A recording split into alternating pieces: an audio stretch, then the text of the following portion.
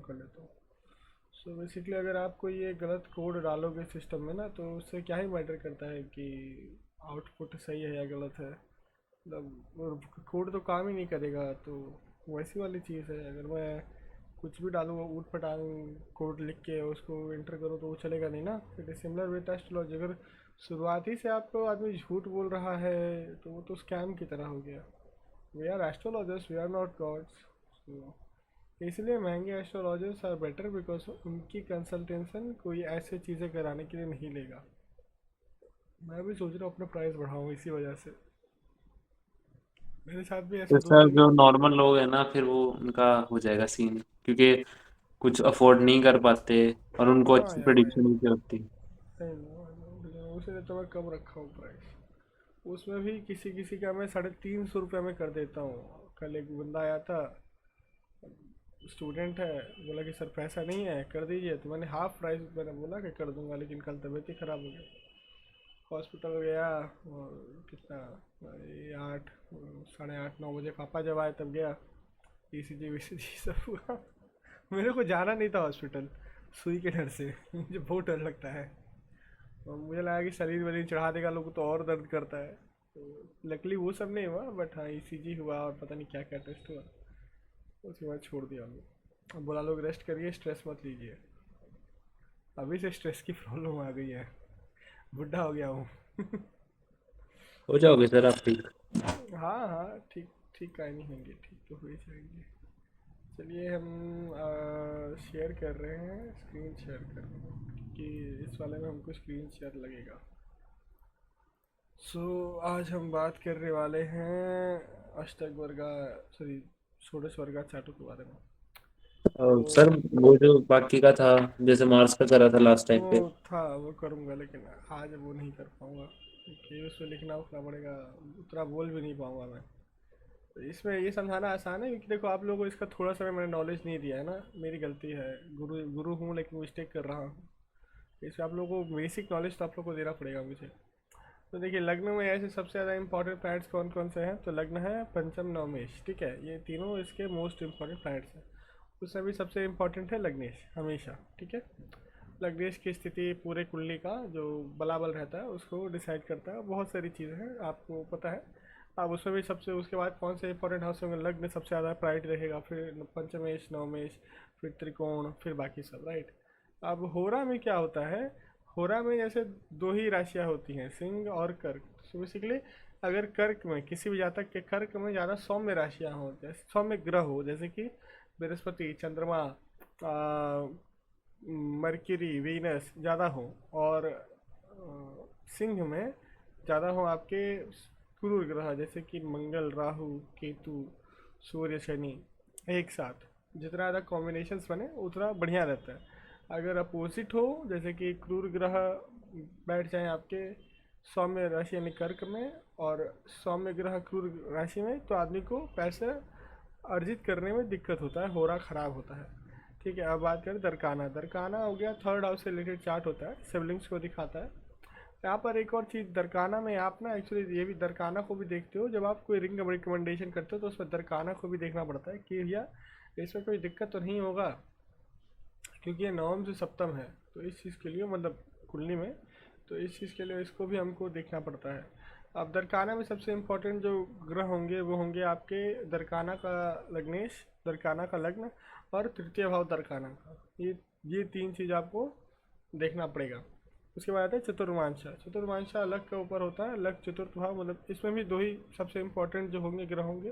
पहले तो होगा यहाँ का मतलब चतुर्मांशा का जो लग्नेश होगा उसको देखिए, वो बहुत ज़्यादा इंपॉर्टेंट रोल प्ले करेगा। उसके बाद देखिए कि चतुर्थ भाव, मतलब चतुर्मांशा का चतुर्थ भाव का स्वामी कहाँ पर बैठा है, खुद से कितना स्टेप आगे है, क्या कॉम्बिनेशन लेके बैठा है, एक्सेट्रा एक्सेट्रा। तो ये आदमी का लक ही नहीं, ये आदमी का सुख सुख को भी डिफाइन करता है। लक तो है ही लेकिन सुख को भी डिफाइन करेगा। उसके बाद सर है इसमें दृष्टि वगैरह चेक करनी है, जैसे कहाँ पे आप बैठा कर फोर्थ हाउस सकते हो, लॉर्ड। आप कर सकते हो, लेकिन उतना एडवांस मतलब बेसिक के लिए उतना आपको नहीं करना है, ठीक है। बेसिक में आप लोग को उतना नहीं करना, जस्ट मतलब अभी सिखाऊंगा मैं, हर एक चार्ट ही आप लोग को परफेक्टली रीड करना सिखाऊंगा।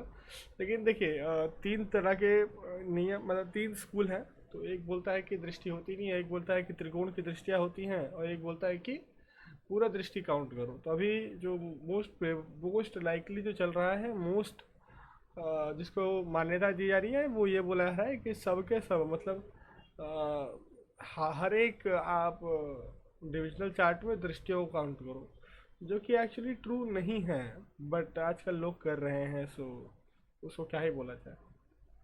तो उससे इफेक्ट आ रहे हैं, जा रहे हैं, तो क्या? आपको बस ये देखना है कि जैसे चतुर्मांशा है, तो चतुर्थ भाव का स्वामी खुद से कितना आगे प्लेस्ड है, और वहाँ का लग्नेश कितना प्लेस्ड है, कैसा संबंध बन रहा है, किन ग्रहों के साथ संबंध बन रहा है, एक्सेक्ट्रा एक्सेक्ट्रा। तो आप उस पर्टिकुलर चार्ट का, डिविजनल चार्ट का स्ट्रेंथ ही जान जाओगे, बाकी तो आप लग्नेश से ही प्रेडिक्शन दोगे। ठीक है। सप्तमांशा के लिए सबसे इम्पोर्टेंट है उसका लग्नेश और पंचम भाव की स्थिति और बृहस्पति। सप्तांशा में तीन चीज़, उसका लग्नेश, पंचम भाव की स्थिति और पंचमेश की स्थिति। तो यहाँ पर जैसे दिखाई पड़ रहा है हम लोग को बृहस्पति की दृष्टि है, लेकिन इसका जो स्वामी है वो बाहर बैठा हुआ, मतलब द्वादश भाव में बैठा हुआ। तो इसका मतलब ये हुआ कि ओके, कुछ कॉम्प्लिकेशंस तो आएंगे ही आएंगे मैरिज मतलब चाइल्ड बर्थ में। सैटर्न प्लेस्ड है तो ये और ज़्यादा कॉम्प्लिकेट कर देगा चीज़ों को, लेकिन अपने मूल त्रिकोण में प्लेस्ड है। बृहस्पति की दृष्टि अगर काउंट होगी, और अगर लग्न में भी कुछ बृहस्पति की दृष्टि है तो हो जाएगा, लेकिन कुछ कॉम्प्लिकेशंस के बाद हो जाएगा। ठीक है। अब नवमांश में आते हैं। नवमांश का आपको पता है, नवमांश में नवमांश का लग्न सबसे ज़्यादा इंपॉर्टेंट है। उसके बाद आपका नवमांश का नवम भाव और नवम भाव के स्वामी की स्थिति, ये तीन चीज़ तो सबसे ज़्यादा इंपॉर्टेंट हो जाता है। बाकी ग्रह हैं, ऊंच नीच की स्थिति, बाकी सब भी देखना पड़ता है सूक्ष्म प्रिडिक्शंस के लिए, लेकिन यही तीन सबसे ज़्यादा इंपॉर्टेंट है। दशमांशा, दशमांशा का भी सेम लग्न और दशम भाव। तो बेसिकली क्या होता है, दशमांशा के दशम भाव के प्लेस, मतलब दशमांशा के दशम भाव के स्वामी के प्लेसमेंट से आप बता सकते हो कि ये जातक किस फील्ड में काम कर सकता है, irrespective of the planet. So basically अगर दशमांशा के और भी चीज़ें हैं, जैसे दशमांशा को अलग अलग ग्रह रूल करते हैं, जैसे कि राहु हो गया, शनि हो गया, यहाँ पे बृहस्पति नहीं आते, बुध हो गया, यहाँ पर आपके मंगल हो गए, सूर्य हो गया। तो जो क्रूर ग्रह हैं वो दशमांशा को रूल करता है, जो कि एनर्जी या फिर काम के कारक है। ठीक है। अब इनका भी ऊंच नीच का स्थिति ऑब्वियसली एक कुंडली में इफेक्ट डालेगा कि आदमी काम कैसे करेगा, but as for the profession wise तो बेसिकली अगर दशमांशा का प्रथम भाव मतलब दशम भाव का स्वामी प्रथम भाव में बैठा तो खुद से रिलेटेड कोई काम, एंटरप्रेन्योरशिप, क्या बोलते हैं, एंटरप्रेन्योरशिप हो गया, फिलंथ्रोपिकल वर्क हो गया, कंटेंट क्रिएटर हो गया, जहाँ पर आप खुद के ब्रांड हो। द्वितीय भाव में रहा तो बोलने वाला, कंसल्टेंट, देन ज्वेलरी, बैंकिंग, इन सब से रिलेटेड। तृतीय भाव में हो गया तो ट्रांसफरेबल जॉब। डेंटिस्ट। हाँ, डेंटिस्ट बन सकता हो है सकता सेकंड है, में। हो सकता है, बिल्कुल हो सकता है। हो सकता है, बिल्कुल हो सकता है। तो अगर तृतीय भाव में रहा तो वो आप मतलब आप समझ रहे हो ना कि मैं क्या बोले यूज कर रहा हूँ। तृतीय भाव में रहा तो ट्रांसफरेबल जॉब, मिलिट्री, बार बार जिस जॉब में चेंज करना पड़ो, सोशल मीडिया, इन्फ्लुएंसिंग, ये सब आ जाएगा। चतुर्थ भाव में रहा तो real estate, land related business, फिर वाटर रिलेटेड बिजनेस, या फिर फूड रिलेटेड बिजनेस, ये सब आ जाएगा। पंचम भाव में रहा तो बच्चों से रिलेटेड बिजनेस, या फिर आपका स्टडी मटेरियल से रिलेटेड बिजनेस, एक्सेट्रा एक्सेट्रा। अब द्वादशांशा में होता है आपका पेरेंट्स। अब यहाँ पर क्या है, सबसे ज़्यादा इंपॉर्टेंट ग्रह जो होते हैं वो होते हैं चंद्रमा, सूर्य और बृहस्पति। ठीक है। और यहाँ पर देखिए ऐसे इस कुंडली में चंद्रमा भी पीड़ित है, सूर्य ठीक ठाक है, और बृहस्पति ही पीड़ित है, तो कहीं ना कहीं दिक्कतें तो हजार आएंगी इसके मम्मी पापा की चीज़ों को लेके। अब द्वितीय भाव में ये बैठा है तो मतलब हो सकता है कि पापा बच जाए, लेकिन मम्मी का बहुत ज़्यादा दिक्कत दिखाई पड़ता है यहाँ पर। ठीक है। तो ये कुछ चीज़ें हैं जो आप इस वजह से देख सकते हैं, द्वादश मानसा से देख सकते हैं। इसको वैसे द्वादश मान से बोलेंगे, मानसा मानसा ये इसके वजह से और की वजह से लगातार लगाना पड़ता है। अब यहाँ पर भी जो सबसे इम्पोर्टेंट ग्रह है वो लग्न के स्वामी होंगे, चतुर्थ भाव और नवम भाव के स्वामी होंगे। इनका पोजीशन ही आपको देखना है। उसके बाद षोडशांशा, षोडशांशा में आपका व्हीकल सुख मिलेगा कि नहीं मिलेगा, एक्सेट्रा एक्सेट्रा, इन सब चीज़ों के बारे में बताता है। और देखिए इसके भी सबसे इम्पोर्टेंट जो है वो है आपका लग्न और चतुर्थ भाव। आप कुछ ऐसे ऐसे कुंडलियाँ हैं जिसमें राहु केतु एक साथ बैठेंगे। एक तो है आपका षोडशांशा, एक्चुअली नॉर्मल मतलब जो कुंडली है वो D30 में खत्म हो जाता है, त्रिशमांशा में खत्म हो जाता है। त्रिशमांशा भी राहु केतु एक साथ बैठेंगे, उसके बाद चतुर्विमांशा में भी एक साथ बैठेंगे, सप्तविमांशा में भी एक साथ ही बैठेंगे। नहीं, सप्तमांशा में अलग अलग बैठेंगे, विमांशा में शायद अलग अलग ही बैठेंगे, नहीं एक साथ बैठेंगे। और तो चार कुंडलियाँ होती है जिसमें एक साथ बैठते हैं। ठीक है। तो यहाँ पर क्या है कि यहाँ पर आपको चतुर्थ भाव देखना है कि चतुर्थ भाव में क्या क्या राशि है, क्या ग्रह है। आपको पता है व्हीकल को कौन रूल करता है? सैटर्न। सैटर्न ही चतुर्थ भाव में नीच का हो गया, तो उसको बोलेंगे भैया दूर रहो, व्हीकल व्हीकल ना खरीदो, दूर रहो, पैसा वैसा फटे, पैसा वैसा अटकेगा, ऊपर से जो प्रवृत्ति है गाड़ी को लेके बहुत ज़्यादा रेकलेस रहेगा, तो इसे केस वैसे इसको पढ़ते रहेगा। ठीक है। अब रिलीजियस इंक्लिनेशंस, विमांशा आपको रिलीजियस इंक्लिनेशन दिखाता है। यहाँ पर भी सेम नवम भाव का स्वामी को आपको देखना है, लग्न के स्वामी को देखना है, और चतुर्थ भाव तो नहीं बोलूँगा, लेकिन राहु केतु जहाँ पर बैठेगा उस जगह से इसका ये चार्ट इन्फ्लुएंस्ड होगा। मतलब कि राहु केतु इसके चतुर्थ भाव में बैठा, तो फैमिली का सेटिंग जो होगा वो उसके रिलीजियस थिंकिंग को बहुत ज़्यादा मैनिपुलेट या चेंज करेगा। उसके बाद सप्तमीमांसा। सप्तमीमांसा में क्या होता है कि सप्तमीमांसा का लग्न जितना ज़्यादा स्ट्रांग होगा, अब सप्तमीमांसा हमारे स्ट्रेंथ के लिए, तो ये ओवरऑल स्ट्रेंथ के लिए है। इसमें सूर्य जितना अच्छा रहेगा हमारी इम्यूनिटी उतनी अच्छी रहेगी, मून जितना अच्छा रहेगा उतना तो हमारा मेंटल स्ट्रेंथ रहेगा, बृहस्पति जितना अच्छा रहेगा हमारा गट हेल्थ उतना अच्छा रहेगा, इसका लग्न जितना स्ट्रांग रहेगा उतना हमारा बॉडी स्ट्रांग रहेगा। अगर मंगल ज़्यादा स्ट्रांग है इसमें तो हमारा फिजिकल स्ट्रेंथ जो होता है, मस्कुलर स्ट्रेंथ रहता है, वो मेंटेन रहेगा। वीनस अच्छा है तो सेक्सुअल लाइफ अच्छी रहेगी। मतलब बेसिकली जो हर एक ग्रह के साथ है, सप्तमीमांसा में जाकर देखो तो आपको पता चलेगा कि आपका प्रॉब्लम जो है वो किस ग्रह से रिलेटेड है और कहाँ पर क्या प्लेस है, इस वजह से क्या प्रॉब्लम हो रही है। अगर सैटर्न अच्छा है तो हड्डियों की प्रॉब्लम नहीं रहेगी, और दो तीन चीज़ें और जो है वो नहीं रहेंगी, पैर के प्रॉब्लम्स नहीं होंगे, एक्सीडेंट्स कम होंगे, ये वाली चीज़ है। चतुर्मांशा एजुकेशन के ऊपर डिपेंड करता है। पंचम भाव अगेन वेरी इंपॉर्टेंट हियर, मतलब लग्न भी इंपॉर्टेंट है और पंचम भाव भी इंपॉर्टेंट है, दोनों ही यहाँ पर इंपॉर्टेंट हो जाते हैं। अब हाँ, राहु केतु जहाँ पर बैठेगा उसके वजह से चतुर्मांशा को इफेक्ट करेगा। ठीक है। अब सबसे जो भयंकर कुंडली है वो है त्रैष्मांशा, क्योंकि ये मिस फॉर्चून को डायरेक्टली दिखाता है। अब मिस फॉर्चून किस डायरेक्शन से आएगा? जहाँ पर भी जहाँ पर राहु और केतु एक साथ बैठे होंगे त्रैशांशा में, वहीं से मिस फॉर्चून कहीं ना कहीं इस जातक के लाइफ में एंटर करेगा। तो यही तक कहानी है। अब उसके बाद है कि उसके बाद खड़ेवांशा है, अष्टग्निवांशा है, मतलब और तीन है। ठीक है। इसके बारे में एक्चुअली ज़्यादा कुछ बताया हुआ है नहीं, पराशरी में भी अगर आप खोल के पढ़ लो पूरा बृहद पराशर हो रहा सर, तो ज़्यादा कुछ बताया हुआ है नहीं, लेकिन वराह मीरा ने इसके ऊपर बहुत कुछ लिखा है, तो हम वहीं से पढ़ेंगे। जैसे कि आप लिखा ऑस्पिशियस रिजल्ट, तो अब खाता व्यवंश मतलब D40 कर रहा है, तो हर एक भाव को कितना तोड़ा जा रहा है? करीबन 6 नहीं 5। तो इसमें पंचम भाव का ज़्यादा रोल होगा, लग्न के स्वामी का ज़्यादा रोल होगा, और ऑस्पिशियस रिजल्ट्स कहाँ से आएंगे वो बताया जाएगा, ऑस्पिशियस रिजल्ट्स कहाँ से नहीं आएंगे वो बताया जा रहा है इसमें। और उसके बाद जनरल वेलबींग है, उसके बाद लास्ट में फिर से जनरल वेलबींग है, लेकिन सबसे ज़्यादा ख़राब जो है वो है D30। D30 is the most bad kind of thing, जहाँ पर राहु केतु एक साथ ही बैठते हैं। हाँ जी, कौन कौन आया है वैसे? उनके पंचम भाव से बैड लग आएगा। हाँ, पंचम भाव से बैठ लगता है। मीन्स इनको एजुकेशन में दिक्कत आएगी, या इनके बच्चे नहीं हो सकते। बच्चे से दिक्कत आएगी, प्रेम से दिक्कत आएगी, इन सब जगहों से इनकी लाइफ में प्रॉब्लम्स मतलब आएगी। ये भी हो सकता है ना कि इनके बच्चे ही ना हो। हो सकता है, क्योंकि इनका जो ये था सब सप्तांश था वो बहुत ज़्यादा पीड़ित था। सप्तांश जो है बहुत ज़्यादा पीड़ित है।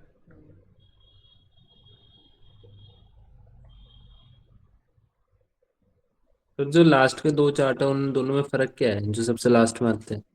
ये दो, जनरल वेलबींग एक आपका दिखाता जी। है मेंटल वेलबींग को, और एक आपका दिखाता है फिजिकल वेलबींग को।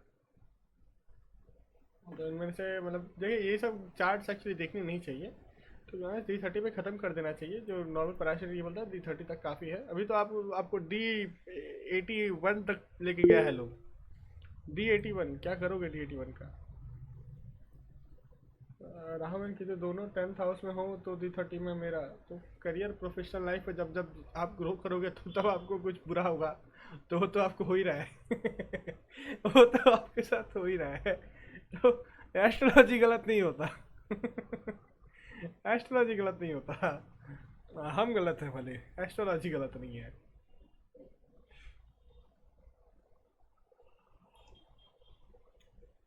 लगी पड़ी है सर, हाँ जी।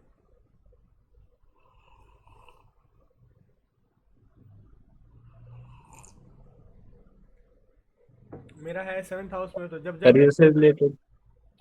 करियर से रिलेटेड जब जब ग्रोथ मिलेगा तब तक प्रॉब्लम्स आ जाएंगे। राहु केतु उस समय एक्टिवेट हो जाएगा।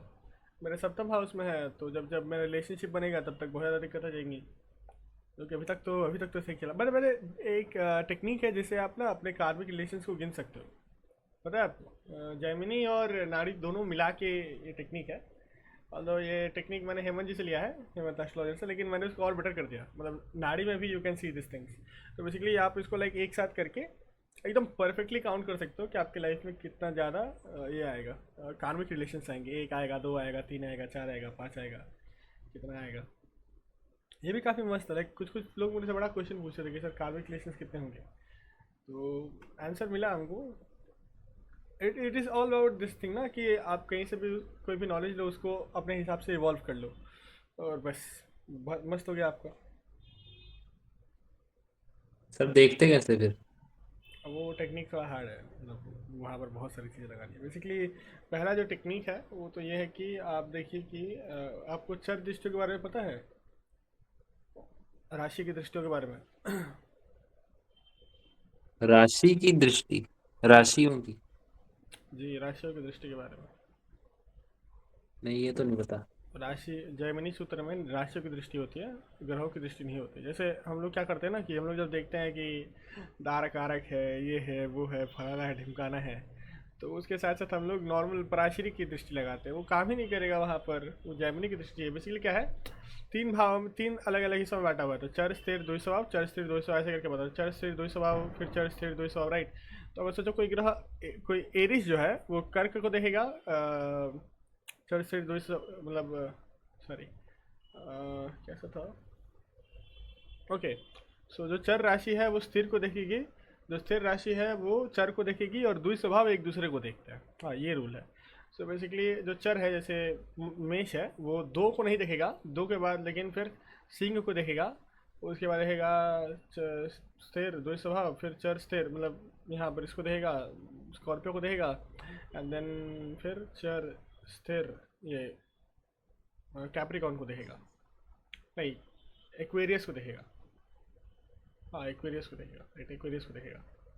सो पाँच आठ, और इसको देखेगा ये मेष। अगर मेष में कोई ग्रह है, मतलब मेष राशि खुद, जबकि यही जब हुआ आपका टॉरस, तो टॉरस देखेगा चर स्थिर, चर स्थिर द्वि स्वभाव चर, तो कैंसर को, फिर अरे यार रुको, मैं ना कनेक्ट करता हूँ ये,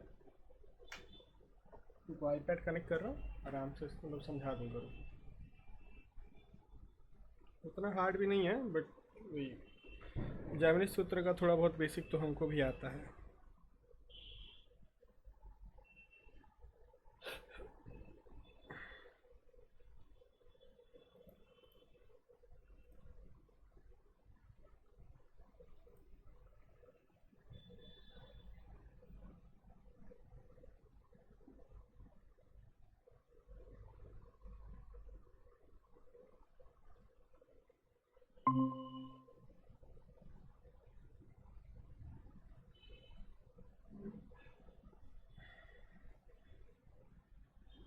मेरा दिल कटी में ईंटें बैठा है, मौत का खेल। नहीं, actually now it gives you good power over astrology. Astrology occult में ये आपको पावरफुल बना देगा। सर ये तो जहाँ बैठते हैं वहाँ बैठ नहीं करते? नहीं, राहु केतु है ना, तो मतलब यहाँ पर इस चीज़ को वो अलग तरह से ट्रीट करेंगे। अब कारक तत्वों को भी तो देखना पड़ेगा ना, इट इज़ नॉट जस्ट कि मतलब क्या हो रहा है, कारक तत्व भी तो काम करेंगे। सो बेसिकली चर चर दृष्टि, नोट्स लेना है तो ले लीजिए। बेसिकली ग्रह को तीन हिस्सा में बांटा गया है। चर हो गया आपका एक, चार, चर स्थिर द्वि स्वभाव, चर स्थिर द्वि स्वभाव, फिर चर स्थिर द्वि स्वभाव, फिर चर, राइट। उसके बाद स्थिर हो गए आपके एक, दो, तीन, पाँच, सात, आठ, 10, 11, और द्वि स्वभाव हो गए आपके तीन, छः, 9 और 12। ठीक है, तो इनकी दृष्टियाँ जो हैं वो ऐसे हैं कि एक जो है वो 5 को देखेगा, 8 को देखेगा, और 11 को देखेगा। ठीक है, तो बेसिकली जो मतलब सामने वाले को नहीं देखेगा, ठीक है, सामने वाले को नहीं देखेगा, उससे नीचे वालों को देखेगा, ठीक है। तो वैसे ही जो टॉरस है, टॉरस एरिस को नहीं देखेगा, जबकि वो कर्क, तुला और मकर को देखेगा, ठीक है। सिमिलरली जो लियो है, लियो कर्क को नहीं देखेगा, ठीक है, लेकिन वो एरिस, तुला और इसको देखेगा, कैप्रिकॉन को देखेगा। एंड सिमिलरली आप किसी का भी मतलब पूछ सकते बेसिकली अपने सामने वाले को नहीं देखेगा और उनके अलावा सबको। हो। हाँ, अपने सामने वाले को नहीं देखेगा, उनके अलावा सबको देखेगा। बस यही यही एक दूसरे को करते हैं ये लोग। तो 7 यहाँ पर ऐसे ऐसे ऐसे देखेगा, बस इसको नहीं देखेगा। यही है मतलब चर और स्थिर का खेला। द्विज स्वभाव थोड़ा अलग है। तो द्विज स्वभाव इन द सेंस कि ये खुद को नहीं दिखेगा, बाकी ये ऐसे दिखेगा, मतलब समझ रहे हो ना। 3 6 9 को देखेगा, 6 3 9 12 को देखेगा, 9 3 6 12 को देखेगा, और 12 9 6 3 को देखेगा। बस यही यही मतलब राशियों की दृष्टियां हैं। सब ग्रहों की दृष्टि करते हैं, ये राशियों की दृष्टियां हैं।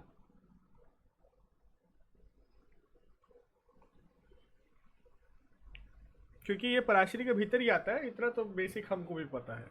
ये पेयर पराशर होरा शास्त्र के भीतर ही आता है ये सारी चीज़ें। जैमिनी सूत्रम और बहुत ज़्यादा कॉम्प्लेक्स है, तो उतना तो करने का भी दम नहीं है हमारे भीतर की। अभी एक्चुअली हम समझ नहीं पा रहे कि हम खुद करें क्या। कोई और क्वेश्चन है तो पूछ लीजिए। बेसिकली आज हमने डिस्कस कर लिया कि नॉर्मल जो चार्ट्स होते हैं उनके कौन से फैक्टर्स होते हैं। बेसिकली क्या है कि अगर सुजय आपसे कोई क्वेश्चन पूछता है कि सर शादी के बाद मेरी ज़िंदगी कैसे रहेगी, तो नॉर्मल्स को थोड़ा ज़्यादा ध्यान से देखिए। सर मेरे बच्चे कब होंगे, या बच्चे होंगे या नहीं होंगे।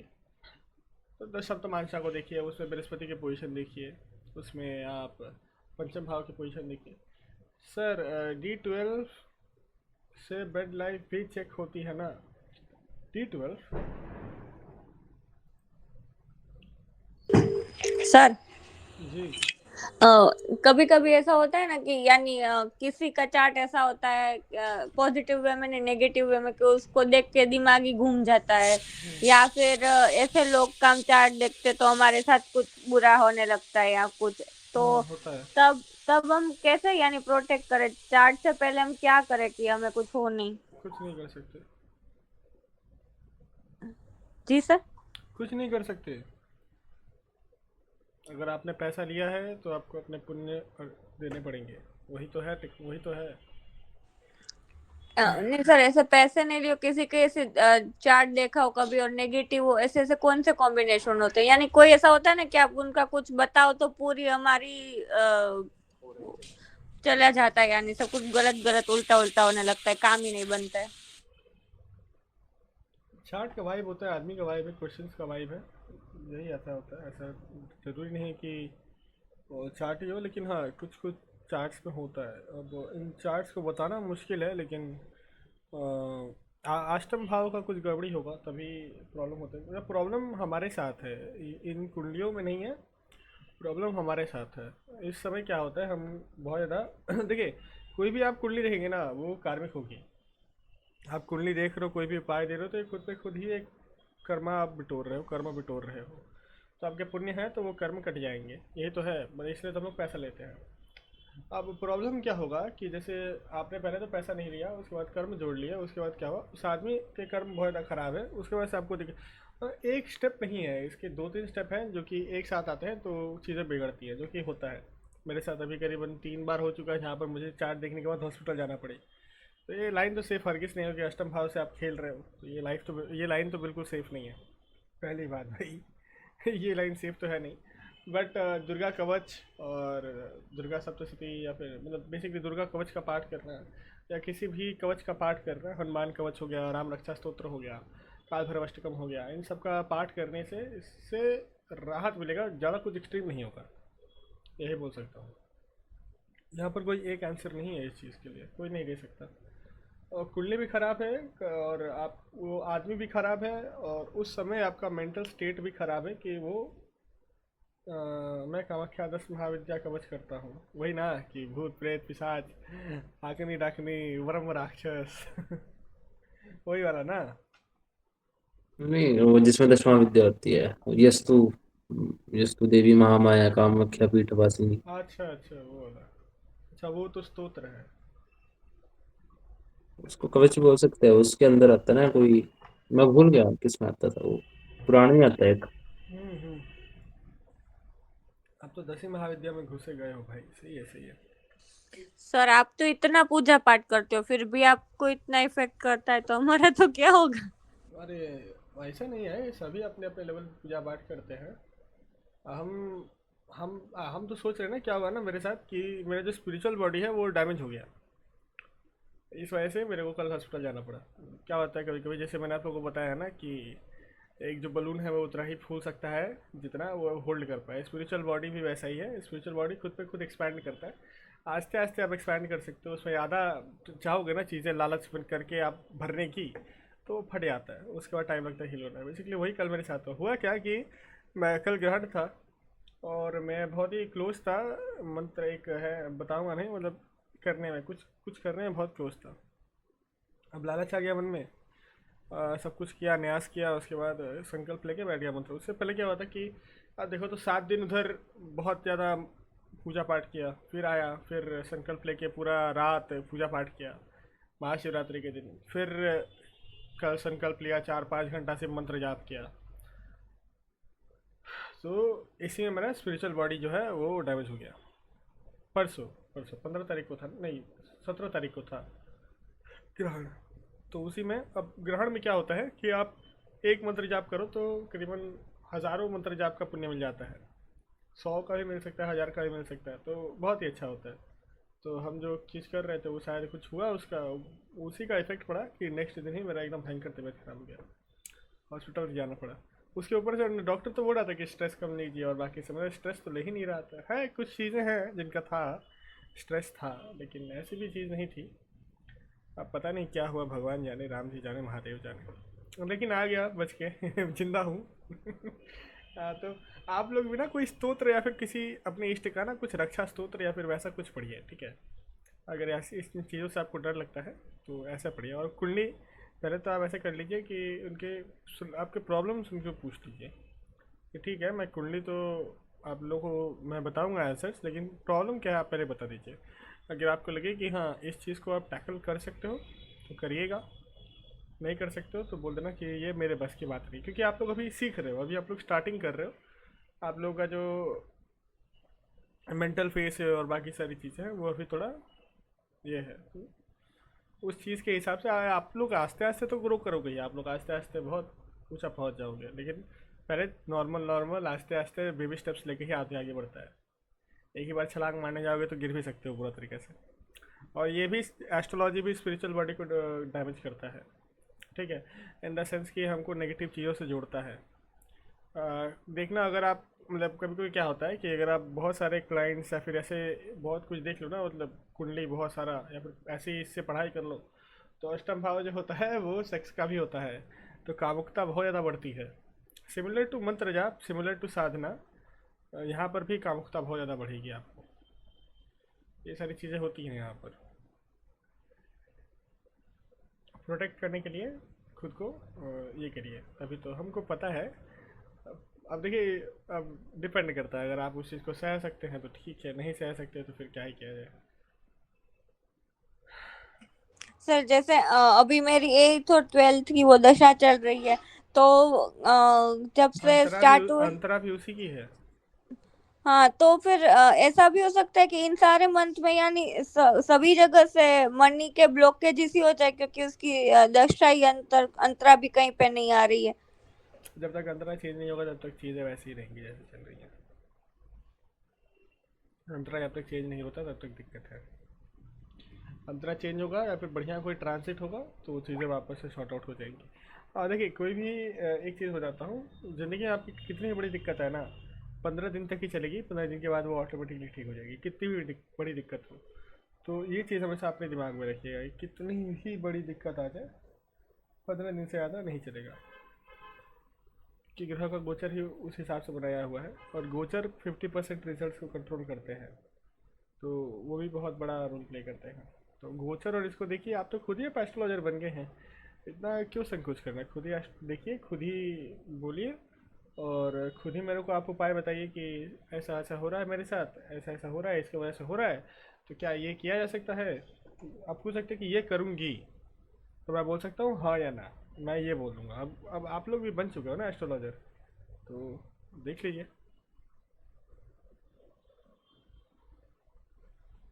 ठीक है, हर चीज़ अब ट्राई करिए कि आप खुद ही की विद्या पे काम करें। हाँ, एक दूसरे से सलाह ले सकते हैं, वो ठीक है, एक दूसरे से सलाह लिया जा सकता है। अब इसके बाद हम लोग बृहस्पति से लेके कितने ग्रह बाकी हैं, 4-5 ग्रह बाकी है, उनको ख़त्म करेंगे। और फिर हम लोग षडबल, दिग्बल, उन सब के तरफ जाएंगे, भावबल की तरफ। बहुत ही इंटरेस्टिंग है, षडबल और भावबल भी बहुत इंटरेस्टिंग है। एक एग्जांपल देता हूँ कि जैसे किसी एक ग्रह का षडबल बहुत ज़्यादा है, लेकिन स्थान बल बहुत कम है, तो होगा ये कि सोचिए वो एक बहुत ही ख़राब जगह पर रह के भी राजा की ज़िंदगी जिएगा। जैसे बाहुबली थे ना, बाहुबली को गांव में भेज दिया लोग, ख़राब जगह था, लेकिन वहाँ पर रह कर भी वो एकदम राजा वाली ज़िंदगी जीने लगा, right? So it is very similar to that. यही अगर सोचिए कि स्थान बल बहुत ज़्यादा है लेकिन भाव बल, मतलब स्थान बल बहुत ज़्यादा है लेकिन षड बल बहुत कम है, तो यहाँ पर क्या होगा कि भाव बल भले ही ज़्यादा हो लेकिन इंडिविजुअल स्ट्रेंथ ऑफ राइडर का कम होगा, तो क्या होगा कि वो पीएमओ में काम करेगा लेकिन चपरासी का, चाय बनाने वाले का, समझ रहे हो? ऐसा डिफरेंस दे देगा प्लैनेट्स, मतलब बेसिकली डिपेंडिंग ऑन कि षडबल और ये कैसा है।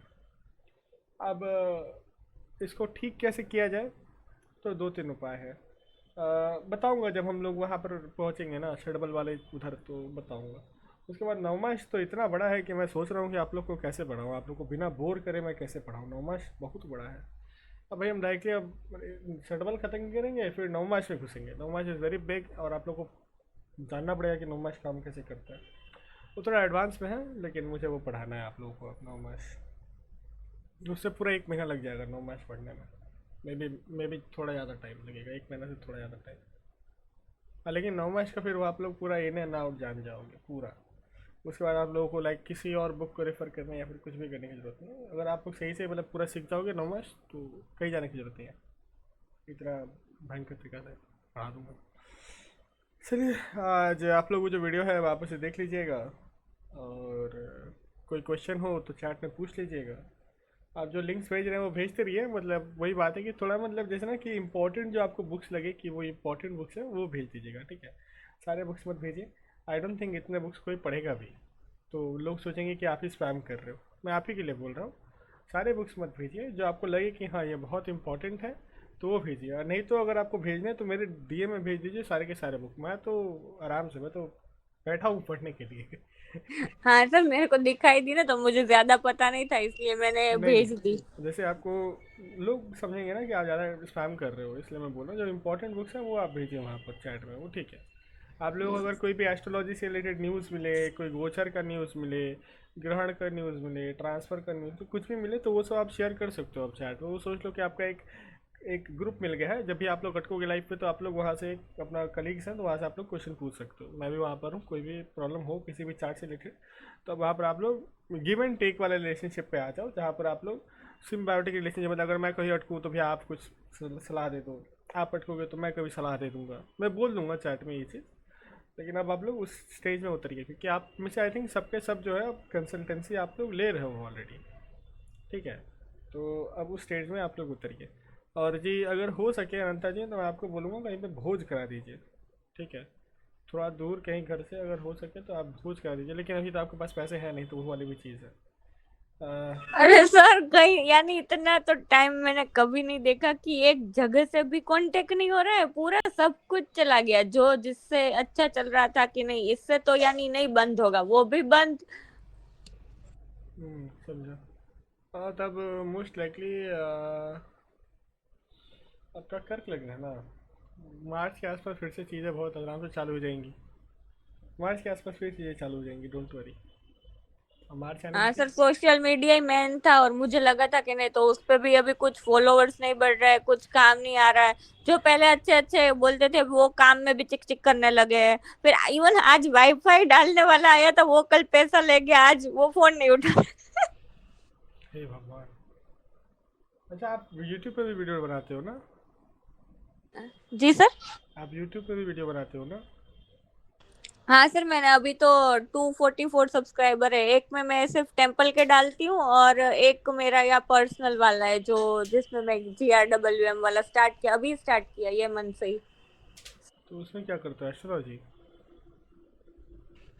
नहीं नहीं, अनंत यात्रम करके उस पे सिर्फ यहाँ पे जो टेम्पल्स है ना सिटी के, उसके डाले हुए हैं ऐसे ही। अच्छा अच्छा। और बाकी तो जो वो फैशन के रिलेटेड है ना वही। और मेरा तो पहले एड का चल रहा था, तो फिर वही उसमें ही चल रहा था। एक ग्रुप पेज था यहाँ के, जैसे सिटी का पेज होता है ना, उनमें ऐड करते, तो वही चल रहा था उसके रिलेटेड। तो बहुत अच्छा चल रहा, बहुत अच्छा चला। अब यानी सबका चल रहा है, बस मेरा ही नहीं चल रहा। अच्छा, नहीं ठीक हो जाएगा अभी, क्योंकि आपके सारे के सारे भाव ग्रह जो है वो अष्टम भाव में ही आके बैठ गए हैं ना। अपना कुंडली से देखिए, गोचर में देखिए खोल के, अष्टम भाव बहुत ज़्यादा भारी हो गया आपका, इस वजह से ये सारी चीज़ें दिक्कत हो रही है। और फिर अष्टम भाव की दशा भी है, तो प्रॉब्लम्स तो आएंगी ही। लेकिन जैसे ही सारे ग्रह जो नवम भाव में जाएंगे तो चीज़ें ऑटोमेटिकली 50-50 हो जाएंगी। और सर वैसे भी हम दोनों की वो मून साइन भी सेम है, तो दोनों का सेम ही चल रहा होता है। हाँ, आप लोग ऐसे ही सिंह हैं, तो वहाँ से सिंह से सप्तम भाव में, तभी तो सर आपका खराबी मून है। साइन क्या है? जेमिनाई है। जी, आपका भी जेमिनाई है, सेम ही नक्षत्र पैदा है हम दोनों। मृगशिरा है ना आपका? जी। हाँ, तो हमारा ही मृगशिरा ही है। वाह। अरे, मैं बोलता हूँ मृगशिरा, पता है मृगशिरा को सबसे अच्छा नक्षत्र होने का अवार्ड मिला है। मजाक नहीं, सही में। आपको जब नक्षत्रों को बेसिस से पढ़ाऊंगा ना डीप में, तो वहाँ पर Mrigashira is the most best नक्षत्र, तो उसको सबसे अच्छा नक्षत्र का अवार्ड मिला है। सबसे, और उससे जो मंगल का नक्षत्र जो कि सबसे ज़्यादा सौम्य है, उसमें सारी क्वालिटीज आती हैं। बेसिकली मृगशिरा नक्षत्र जो है वो बहुत ही मतलब वेल राउंडेड नक्षत्र है। उसमें ना ज़्यादा गुस्सा है। और जैसे यही अगर सोच लो कि आप जैसे ले लो धनिष्ठा, ले लो नक्षत्र, बहुत ज़्यादा फायरी है, बहुत ज़्यादा लड़ाई लड़ाई करना है उसको मंगल को वहाँ पर। चित्रा ले लो तो क्रिएटिव है, लेकिन बहुत ही ज़्यादा क्रिएटिव है, किसी चीज़ को लेकर ऑब्सेस हो जाएगा।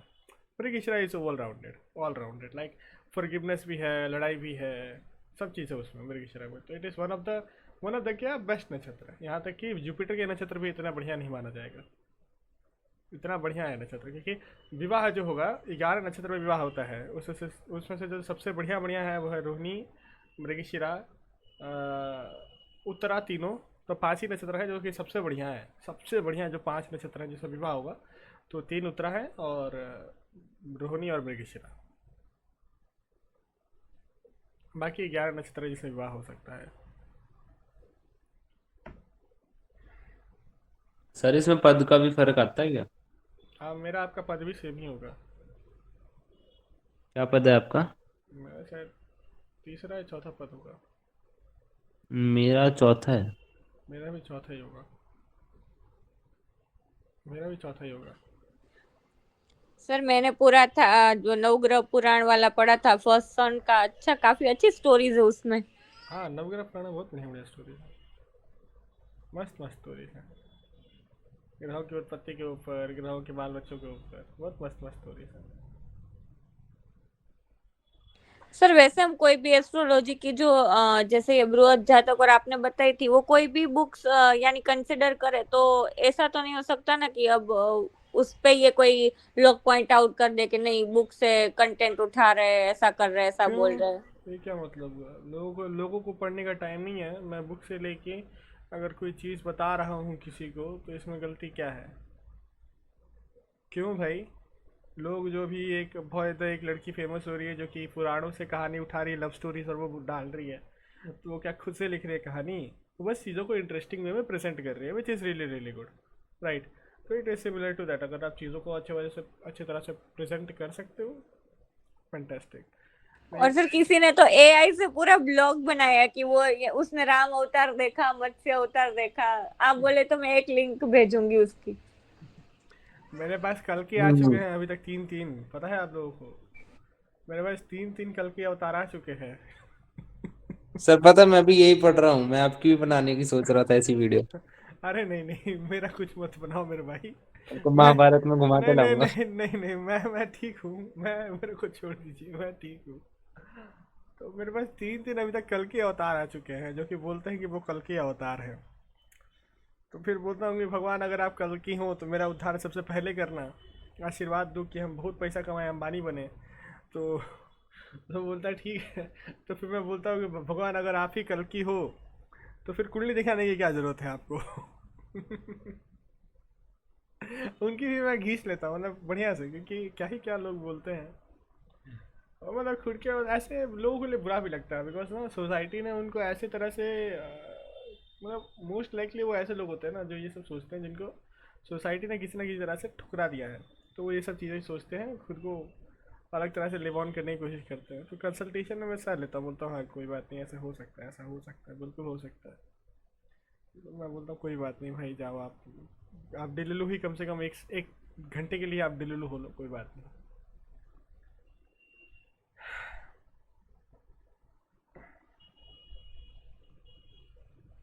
लेकिन कोई कोई बहुत ज़्यादा करता है। खैर,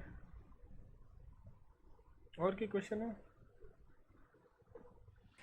सर आपके हिसाब से कौन सी बेस्ट बुक्स है जो उस पे ऑलमोस्ट उसके बाद हमें दूसरा कुछ नहीं पढ़ना पड़ेगा? ऐसा कोई किताब नहीं है, एस्ट्रोलॉजी इतनी बड़ी है ना, इतनी बड़ी है कि मैं जो किताब पढ़ के ख़त्म करता हूँ मुझे लगता है कि इसमें तो इनफ नॉलेज था ही नहीं, फिर दूसरी किताब खोजता हूँ, फिर उसको पढ़ता हूँ, मुझे लगता है हाँ इससे अब सारे मेरे क्वेश्चंस मिट जाएंगे, अब तो एकदम भयंकर वाला प्रिडिक्शन कर दूंगा। फिर वो पढ़ता हूँ, फिर लगता है अरे यार इसमें तो कुछ था ही नहीं, मुझे तो कुछ आता ही नहीं है। फिर तीसरी किताब पढ़ता हूँ, फिर तीसरी पढ़ के ख़त्म करता हूँ, फिर और 4 खरीद लेता हूँ। सर तो मैंने आधी बीपीएचएस पढ़ी पर ज्यादा तो मुझे कुछ समझ में ही नहीं आया। अब बीपीएचएस सिर्फ शुरुआत के 3 जो चैप्टर्स हैं वही समझ में आएंगे, उसके बाद नहीं समझ में आएंगे। बीपीएचएस पढ़ने के लिए भी गुरु चाहिए। अब ऐसा गुरु नहीं कि जो सिर्फ आपको सिर्फ एक उसको ये आता हो कि एक कोई 2-3 ये याद कर लिया हो, क्या होता है उसको, श्लोक याद कर लिया और वो आपको श्लोक बताते जाए। ऐसा कोई गुरु नहीं चाहिए। गुरु चाहिए कि जो आपको प्रैक्टिकल बेस पे चीज़ें सिखाए। अब है कॉम्बिनेशन है जिसमें अब बेसिकली पूरा बीपीएचएस ऐसे तोड़ा हुआ है ना कि आगे पीछे चीज़ें पढ़ाई हुई है। तो अगला पहले आता है, फिर ये आता है, मतलब बहुत बहुत चीज़ें हैं। पता है अगर आप सिर्फ पढ़ने जाओगे ना एस्ट्रोलॉजी, इतनी कॉम्प्लेक्स है ना यार, करने का मन नहीं करता। कभी कभी सोचता हूँ इतनी सारी चीज़ें हैं ना कि आधा चीज़ें तो हम इम्प्लीमेंट ही नहीं करते। जब हम कुंडली देख रहे होते हैं ना तो हम आधी चीज़ें इम्प्लीमेंट ही नहीं करते, बोलते कि छोड़ो जाओ रहने दो। जैसे अर्गला वाला कॉन्सेप्ट है, अर्गला वाला कॉन्सेप्ट हम कहाँ आप लोग इम्प्लीमेंट करते हो किसी के भी चार्ट में? कभी भी नहीं करते हो। अर्गला भूल भी गए होगा आई थिंक आप लोग। सर आधे लोग तो टाइम ही नहीं देते कि इतना कुछ पढ़े, उनको इतनी जल्दी रहती है, जल्दी वही बताओ ना, जल्दी वही बताओ। ना, इसलिए नॉर्मल एस्ट्रोलॉजी प्रिडिक्शन के लिए नाड़ी इज़ द बेस्ट, जो कि मैंने आप लोगों को सिखा दी है। हाँ नाड़ी में अब कुछ कॉम्प्लेक्सिटीज़ हैं जो कि एडवांस लेवल में आएंगी, वो मैं सिखा दूंगा आस्ते आस्ते करके, क्योंकि टाइम लिया हूँ उसके बीच में ये सारी चीज़ सिखाऊंगा।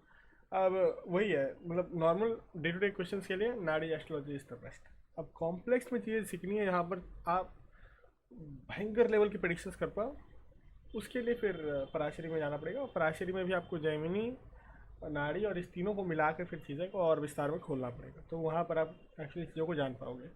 अब देखिए एक चीज़ बताता हूँ। अगर आपसे कोई भी बोले ना कि अगर मैं आपको पता दे दूँ तो आप तो कुंडली बना ही नहीं पाओगे, आप बना सकते हो, अगर मैंने जितना आपको सिखाया आप बना सकते हो। वो चीज़ छोड़ देना, उनसे बोलना कि अगर मैं आपको अभी चाय बनाने के लिए बोलूँ तो क्या आप पहले जाओगे भैंस को यहाँ पर लेके आओगे, भैंस से दूध निकालोगे, फिर मतलब उसके गोबर का आने का वेट करोगे, गोबर से फिर आप ये बनाओगे, गोईठा बनाओगे, फिर उसको सुखाओगे, फिर उसको उस चूल्हा बनाओगे, और फिर उसमें आग लगाओगे, फिर चाय बनाओगे। और चाय भी कब बनाओगे? जब दार्जिलिंग में जाओगे, चाय पत्ती तोड़ के लाओगे, फिर चाय बनाओगे। जब आपके पास कंप्यूटर है तो आप उस चीज़ का क्यों इस्तेमाल करोगे? Simple as that. ठीक है, अगर आपके पास एक नहीं मल्टीपल सॉफ्टवेयर्स हैं, यूज़ दैट। ठीक है, अगर मॉडर्न पीपल एडवांस हो सकते हैं तो एस्ट्रोलॉजर्स क्यों नहीं इवॉल्व हो सकते? ऐसी तो कोई चीज़, ऐसे तो कोई नियम एज पर लॉ तो नहीं बना था कि जो जैसे एस्ट्रोलॉजी आनी चाहिए वैसे ही एस्ट्रोलॉजी चलनी चाहिए। तो जो भी आपको बोले ना चीज़, तो अगर कोई गुरु भी हैं तो बोले आपको, तो आप उनसे पूछना कि क्या सर आप गुरुकुल प्रॉपर गुरुकुल चलाते हो या फिर आप भी ऑनलाइन सिखाते हो? मोस्ट लाइकली वो जो आदमी है वो गुरुकुल नहीं चलाता है, ऑफलाइन ही पढ़ेगा तो वो गुरुकुल नहीं चलाता है, तो गुरु पद्धति से तो वो भी नहीं आया है। ठीक है, तो पहली चीज़ तो ये है कि वो खुद ही जो काम कर रहे हैं वो खुद ही उस तरह का नहीं है। बस उनको बस पतरा देख के कुंडली बनाना आता है तो खुद को महान मानेंगे, और कुंडली बनाने में कुछ है नहीं। कुंडली बनाने में पतरा देखिए, कुंडली बनाने में कुछ ज़्यादा है नहीं, it is very basic, very easy. आप पतरा में सारे इन्फॉर्मेशन है, सिर्फ उसको उतार दो। बाकी डिविजनल चार्ट्स बनाने के लिए हर एक मतलब एक ये आता है, बेसिकली एक चार्ट आता है, वो पतरा के भीतर ही होता है, नवमांश बनाने का चार्ट है, वहीं पे दिया हुआ है कि सूर्य अगर इस से इस डिग्री के बीच में हो, इस राशि में हो, तो किस नवमांश से फॉल करेगा। तो यही चीज़ है, और ज़्यादा कुछ कॉम्प्लेक्स उसमें है नहीं। और आप लोग को पता है कि जो लग्न है वो 2 घंटा में ट्रैवल करता है, तो मतलब 1 घंटा में 15 मिनट ट्रैवल करेगा, तो उस हिसाब से हर मिनट का निकाल लीजिए, आधे घंटा में वो करीबन 7.5 डिग्री ट्रैवल करता है। ठीक है, तो वैसे करके आप डिविजन्स निकाल लेंगे, लग्न का डिग्री आपको पता चल जाएगा। बस यही चीज़ें हैं, और ज़्यादा कुछ है नहीं। लेकिन इस चीज़ को ऐसे बढ़ा चढ़ा कर वो लोग आपको बताएंगे, आप लोग को बेसिकली नीचा दिखाने की कोशिश करेंगे। तो ऐसा तो कोई झुकेगा मत, बेफालतू का लोगों के सामने मत झुकिएगा। है कुछ लोग जो कि अपने बैकग्राउंड का इस्तेमाल करके आप लोग को कभी ना कभी नीचे दिखाने की कोशिश करेंगे, तो झुकेगा नहीं अपन। पुष्पा झुकेगा नहीं साला। जब हमारे पास नॉलेज प्रॉपर है तो हम किसी के सामने नहीं झुकेंगे, हमारा नॉलेज प्रॉपर है। ठीक है जी, आज के लिए इतना ही। हमारा तबीयत ख़राब है, अब कल देखता हूँ, कल आज तो बेटर फील कर रहा हूँ, तो कल से आई थिंक नॉर्मल क्लासेस होंगी, कल बृहस्पति के ऊपर बात करेंगे। चलिए जी, good night. Unless and until you have any question पूछ लीजिए। कोई क्वेश्चन नहीं है? चलिए good night. Thank you sir, ध्यान रखना।